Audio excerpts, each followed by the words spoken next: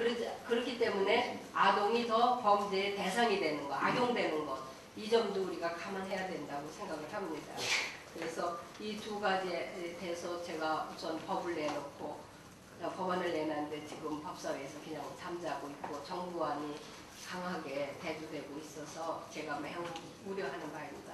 정부안은 실효성 없는 법안입니다. 그래서 조금이라도 재범을 방지하려면은 아주 강해야 되고, 또 공소시효 폐지된 사례는 많습니다. 최근에 그 유명한 폴란스키 영화 감독도 30년 후에 체포되지 않았습니까? 스위스에서. 그러니까 이렇게 공소시효 없이 해야 그나마 예방 효과가 있고 어린이를 쉽게 성범죄 대상으로 안 삼는다는 점 기억해 주시고, 여기에 적극적으로 당과 또 우리 국회 차원에서 이것을 다뤄줬으면 하는 겁니다. 좋은 말씀입니다. 농협법 개정이라는 큰 현안 가지고 있습니다.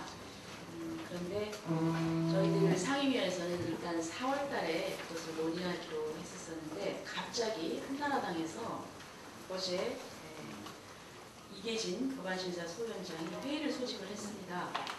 그런데 우리 당 간사하고 전화 협의도 없이 일방적으로 그 회의를 소집을 했는데, 한나라당이 소집을 해놓고도 한나라당 의원조차도 다 출석을 못해서 결국은 성원을 세우지 못해서 회의가 무산이 됐습니다.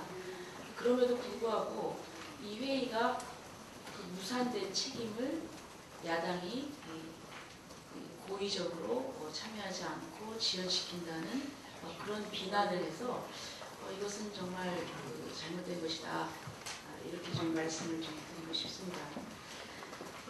이번 농협법 개정은 농업의 미래가 걸린 사항입니다. 3번 개정이 되면은 다시 이것을 바꾸기가 어렵습니다. 그래서 신중해야 되고, 그리고 지금 농민 단체들 간의 의견이 다르고 또 쟁점이 굉장히 많습니다. 그래서 아직도 좀 많이 협의를 해야 될 부분이 있습니다. 그런데도 여기에 대해서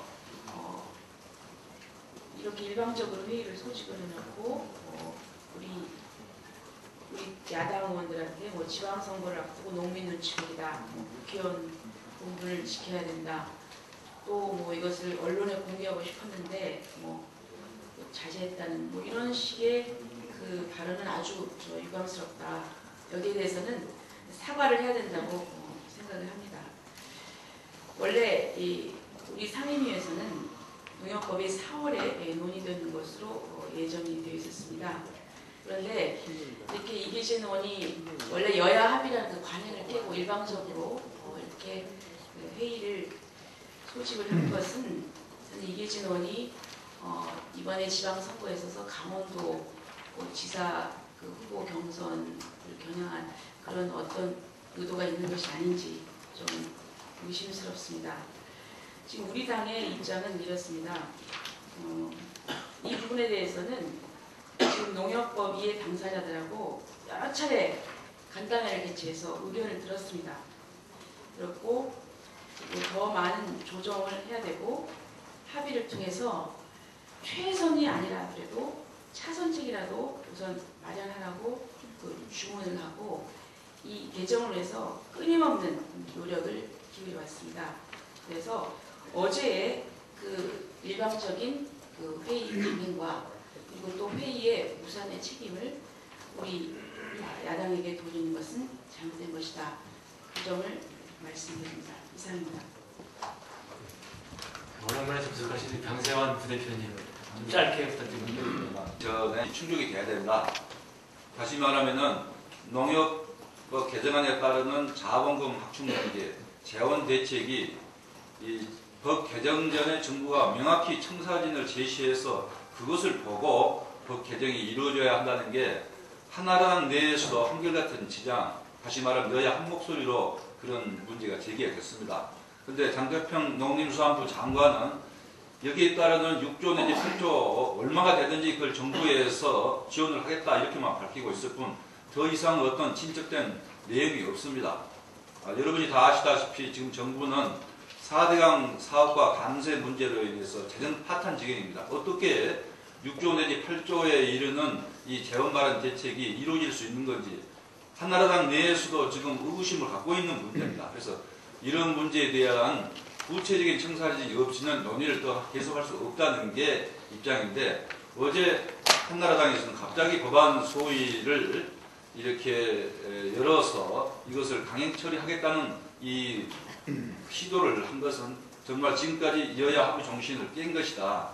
그리고 이게 지금 이계진 소위위원장 이야기는 농민과 일선조합이 큰 손해가 날 것이다 하고 있습니다만, 이렇게 따지고 보면 신용사업, 경제사업은 사실은 표류하고 신용사업만 떼가지고 금융사업 위주로 이렇게 농업을 떼내서 개편하겠다는 것은 농민에게 오히려 득이 되는 게 아니라 농민과 일선조합에게 독이 될 수 있는 계약안이다, 이렇게 생각을 하면서 이 관계는 여야 간의 합의 정신을 토대로 충분히 논의가 돼야 된다, 이렇게 생각합니다.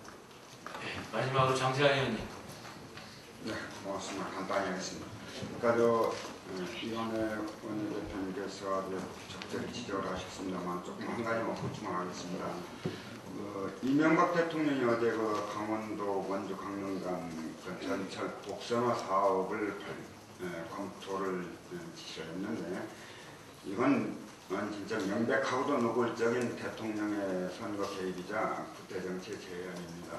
왜 그러느냐면은 이건 이명박 정권이 출범하면서 2008년도 9월에 이 원주 강릉간 전철화 사업을 약속을 했습니다. 근데 그 당시는 예산이 많이 들기 때문에 단선으로 하겠다 그래 했습니다. 근데 이게 1년 반 만에 아무 이유도 아무 근거도 없이 갑자기 복선으로 하는 게 좋겠다. 대통령이 이런 말 한마디를 하는 것입니다. 거기다 달고 청와대 대변인이 이 복선으로 하는 것은 단선보다 2배가 드는 게 아니고 20-30%밖에 들지 않는다. 무슨 타당성 조사를 다 했는지 모르겠습니다만, 그러고 난 뒤에 바로 부처에서 설계 착수하게 될 것이다, 이렇게 얘기를 했는데, 이것은 그야말로 졸속 행정이고 민주적 대통령이 아닌 제왕적 대통령을 의미한다, 이렇게 보여집니다. 아마 이런 것은 최근에 한 언론사 여론조사에서 한나라당 후보와 민주당 후보가 가상대결 결과 한 4% 이내로 이 격차가 좁혀지니까 매우 당황한 나머지 급조한 것이다, 저는 이렇게 생각이 드는데, 그러지 않아도 그 대통령이 선거 때마다 거짓말 열심히 하던 것이 지금 밝혀진 마당입니다. 국민들한테 시도 안 먹힐 이런 얘기들 해가지고 자꾸 국민 혼란시키지 말고, 국정 혼돈시키지 말고 국민한테 사과하시고 정상적인 국정에 전념해 주시기를 촉구합니다. 이상입니다.